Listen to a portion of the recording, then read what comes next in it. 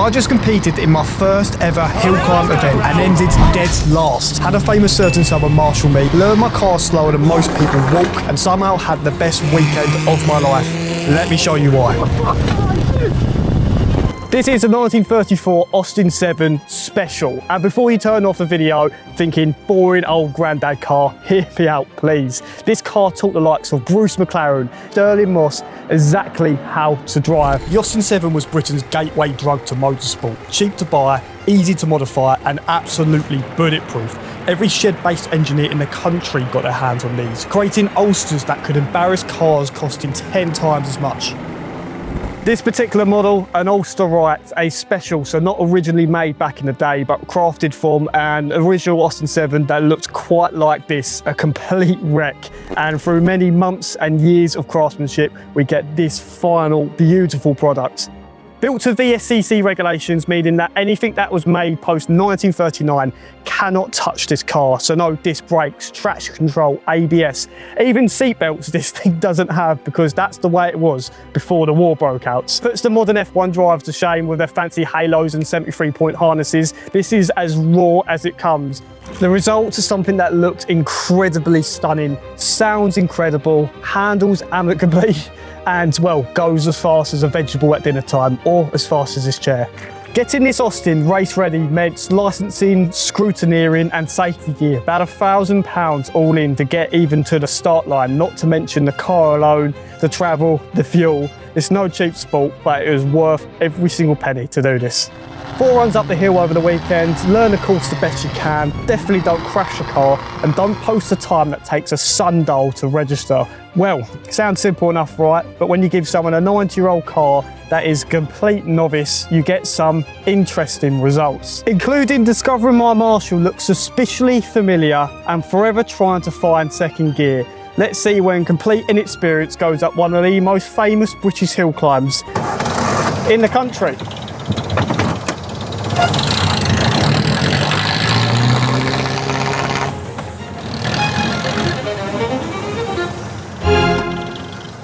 Right then, first run. You can see me in the paddock getting final words of wisdom from my dad, who's probably wondering if he'll ever see this car again in one piece. Now, confession time, I still hadn't driven this thing flat out yet. It was a complete learning experience. I had no idea how it would handle, how it would brake, or even if it would make it to the top of the hill. Leading up to the line, I'm so nervous that when the marshals come over, I forget to put the car in neutral. They're trying to help and the car just launches forward at them. Proper smooth me. The marshals were brilliant though, very patient with this clearly clueless amateur. Had to remind me to put my visor down because apparently flies in the eyes aren't part of the experience. Signal on the left, waiting for green. You've got all the time in the world here, so I'm getting the revs just right and we're away. Actually not a terrible start for someone who clearly has no idea what they're doing. But now you can really appreciate the, shall we say, character of this machine. It looks like the entire world is aging around you whilst you're moving. By the time we reach the bridge, you can make a coffee, decide lunch, maybe learn a new language. But through the first corner here, I'm braking about 400 yards before I need to,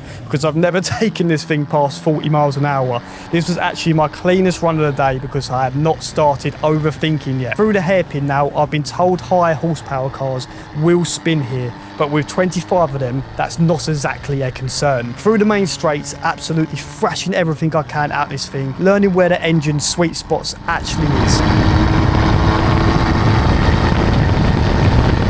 Into the S's, taking in all the scenery because frankly I've got all the time in the world here. Nice line through there, feeling confident, getting into second gear, and there's the problem. Missed it completely. Welcome to non-synchro mesh transmission, where changing gear is more art than science. This becomes a bit of a theme throughout this video. Onto the scariest corner at Prescott. Over there is a complete runoff down about a 45-degree hill, something that probably would be fatal. Luckily, I wasn't too scared and kept it tight to the right. Up to the finish line, first time up the hill, thinking I've absolutely nailed it. Then I see my time, 58 seconds. Look at that celebration.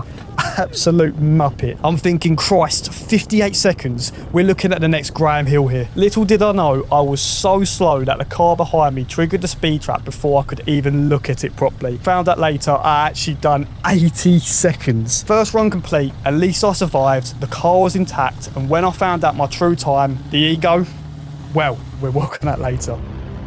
Second run, pure wounded pride. My ego's been properly humbled, so now I've got a point to prove. This Austin 7 is going to show its true potential, even if it kills me. Moving up to the line, and hang on a minute, is that? No, it can't be. That is Richard Hammond with a chock.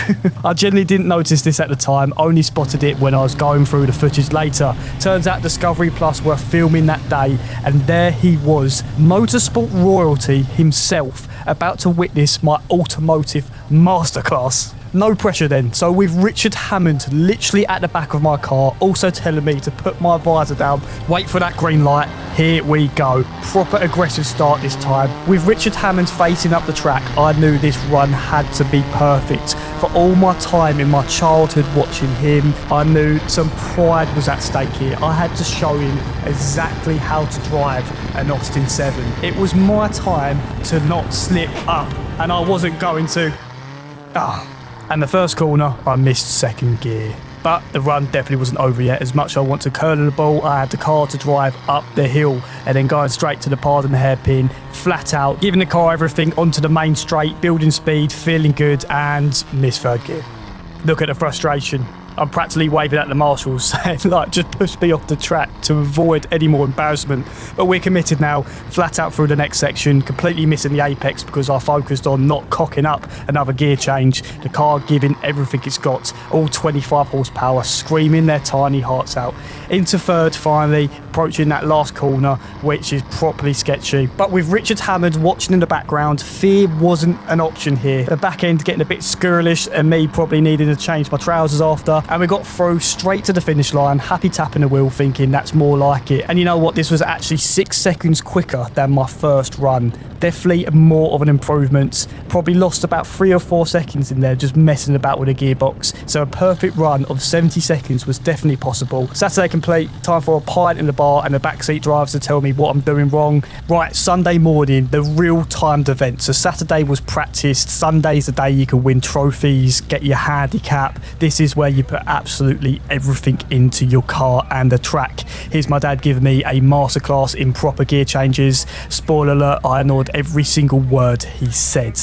Now, I've got to be honest, I really wasn't feeling good this run, but I had to get up the hill because you pay your money. Another excuse was the timing wasn't working well in the car, so we adjusted this later on. So this really was a throwaway run. What's super frustrating. Now, this is a brilliant time to speak about the future of this Austin 7. So to actually get this car competitive and to shave off 15 seconds, one, you're going to need a better driver. I hope that will come either in me over time, or I will have to give up, or it's going to be throwing bits and money at this thing. To really get to that 50, 60 seconds, you want to be put in a full race tuned engine, you need extra carburetors, properly engineered stuff. And for what it's worth, I don't think it is worth putting it into this Austin 7. It was built purely as a good looking car, a nice runabout. It was never specifically built for racing. So this is more of a stepping stone car for me for hopefully building my way up the VSCC ladder to one day get into the 50 seconds. But as you can see, missed a few gears in this run. Really not worth talking about. Let's move on to the final run of the day. Final run of the weekend. Had I lost all hope? Well, it started absolutely chucked it down. The first 100 cars going up the hill was absolutely soaked, but then the sun decided to make an appearance just in time for my run. Getting on the line, there was a bit of, let's call, internal politics happening. Without going into detail, there was a car obstructing the track. The result, I'm sitting on the start line for over 10 minutes. But I was very happy, meaning the track could dry for a dry run with the sun being out, and this was almost perfectly timed to nail this. On the line, I was thinking I wish this happened yesterday so I could have a proper chat with Richard Hammond, but unfortunately I was waiting for way too long here. Could I finally crack that 70-second barrier? Was it me holding the car back, or was the car holding me back? Off the line with probably the best start of the weekend, hit the speed trap at a whopping 30 miles an hour. An absolute personal record for this machine, living a dream. But then for the third time, second gear again. Now, before you think I'm making excuses, the gear linkage had actually worked itself loose over the weekend. I'm pressing down with everything I've got, and it's just having none of it. Knowing I ballsed up the first corner again, I'm thinking, right, the rest of the run has to be absolutely perfect if I am to get 70 seconds. And you know what? it very nearly was. Ran a hairpin completely flat out, revving the absolute nuts of the thing to get whatever passes for red line in 1934. Under the trees here where there still was risk of damp patches, but I wasn't having any of it, flat out regardless. If this was governed by the FAA, this whole section would be red flagged and the race would be called off, but we went through it. There wasn't too many puddles and perfect braking point, now at the apex of the top of the S's, and then onto the scary bit, corner with its lovely death wall on the outsides. This is probably where I lost most of the time. If I'm honest, I got a bit cautious even though I'm driving something that could reach 60 miles an hour. And then finally, all the time in the world to take in this lovely weekend, the last bit flat out that I'll be doing. Crossed the line, 74 seconds, almost matching my exact Saturday time. Mixed emotions really, both the cars and I definitely had more to give, but the weekend was over. I finished dead last in my group, everyone else was in the 60s, but honestly, I loved every frustrating second of it. Well, you've done the quickest time, 74.41. I know that's 3 seconds, I've lost it.